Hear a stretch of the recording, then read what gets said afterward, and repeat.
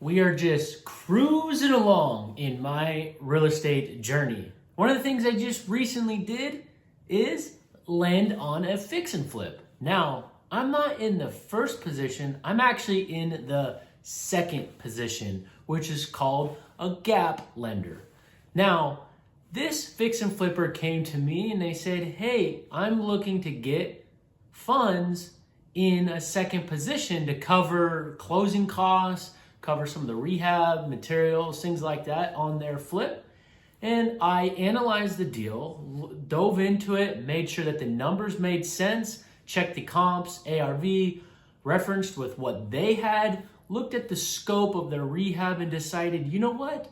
This is gonna be a great property for me to lend on in second position. Now, I do caution you to be careful if you're gonna lend in second position. Why is that? Well, in the event that there's a foreclosure from the first position, they're gonna get their money first before you get yours. So they may have a bunch of fees that they are charging if they were to foreclose, and some of that may actually eat into what you have in on the deal as well. And on top of that, if you had to sell the house at a certain amount, it may not even cover what you brought into the deal. So if you're gonna lend in second position, you definitely need to be careful, make sure you do all of your due diligence.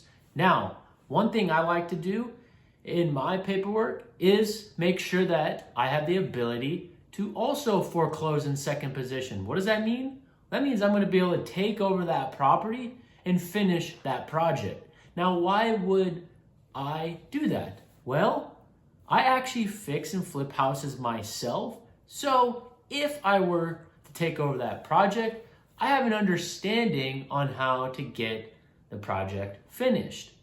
So I'm an operator and I'm a lender. So it helps with this process. Now, I don't expect that to happen.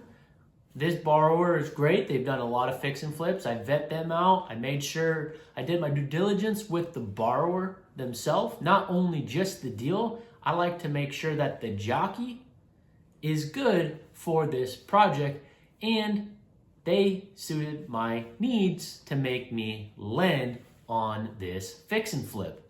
Now, the cool part is, as far as the lending side, I actually used my retirement funds again on another loan. In a previous video, I talked about the mobile home park that I lent on out of my retirement funds. Now I am lending out on this fix and flip with my retirement funds, which is awesome. I love doing that because I can continue to keep growing my Roth IRA tax free. So lending is fun. Lending can be passive once you get everything in place, but it still requires you to do some work up front by doing your due diligence to make sure you are protected. And as always, I recommend that you consult with a real estate attorney when setting up the paperwork for transactions like this so that you can make sure you get a deed of trust that gets secured against the property and that you can get a promissory note between you and the borrower stating what the terms are for them to repay you back. So if you don't understand all that, get in touch with a real estate attorney, have them walk you through the paperwork, make sure everything is in place, make sure you are securing your money properly, and make sure it's getting recorded with the county so that you have some collateralization on your money in the event something goes wrong. You always have to think something will go wrong and how can I protect myself? So if you do that, you should be all right. But again, do your due diligence. I can't emphasize that enough.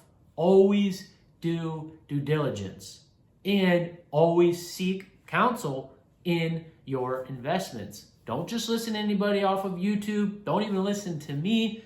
This is what I do. You need to make sure you're confident and comfortable on anything that you invest in. So get your attorney, get some advisors, whatever you may need to feel comfortable moving forward. And as always, I'm excited to continue to keep bringing you videos like this so you can keep following my journey. And don't forget to subscribe, click the like button, add a comment so that I have something to respond to. And if you want me to create a certain video about something, let me know. And as always, you can reach out to me on Instagram at sub2lu, and I'd be happy to get in a conversation with you to see how I may be able to help you out in your journey. Now, I'm excited to bring the next video to you.